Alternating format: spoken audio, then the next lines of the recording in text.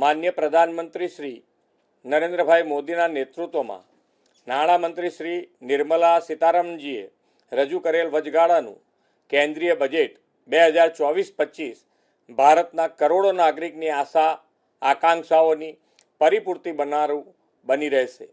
સમાજના દરેક વર્ગના લોકોની જરૂરિયાતનો ખ્યાલ રાખનારું આ સર્વસમાવેશી સર્વસ્પર્શી બજેટ માન્ય પ્રધાનમંત્રીશ્રીના વિકસિત ભારત એટ 2047ના વિઝનને સાકાર કરવાની પ્રતિબદ્ધતાને નવો વેગ અને ઉર્જા આપનારું છે. આ બજેટમાં જાહેર કરેલ રૂરલ હાઉસિંગમાં 2 કરોડ નવા ઘરનું નિર્માણ કરવાનો લક્ષ્યાંક આવકારદાયક છે. સોલર રૂફટોપની નવી યોજનાથી 1 કરોડ કુટુંબને આવરી લેવાની યોજનાથી ગુજરાત જેવા રાજ્યને ખૂબ ફાયદો થશે. આશા વર્કર, આંગણવાડી વર્કરને આયુષ્યમાન ભારતની યોજનામાં આવરી લેવાથી આ વર્ગના લોકોમાં ખૂબ જ આનંદની લાગણી જોવા મળે છે.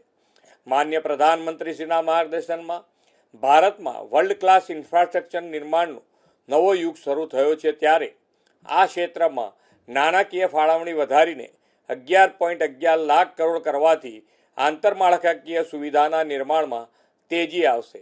ગિફ્ટ સિટીમાં મળતા કેટલાક ટેક્સ બેનિફિટની મુદત લંબાવવા માટેનો નાણામંત્રીના નિર્ણય કરેલ છે, તેને હું આવકારું છું. અમૃત કાર્ડને કર્તવ્ય કાર્ડ બનાવી ભારતને વિકસિત રાષ્ટ્ર બનાવવાના પથ પર અગ્રેસર કરતું આ પ્રગતિશીલ બજેટ આપવા બદલ માન્ય પ્રધાનમંત્રી શ્રી, માન્ય નાણામંત્રી શ્રી અને કેન્દ્ર સરકારને હાર્દિક અભિનંદન પાઠવું છું.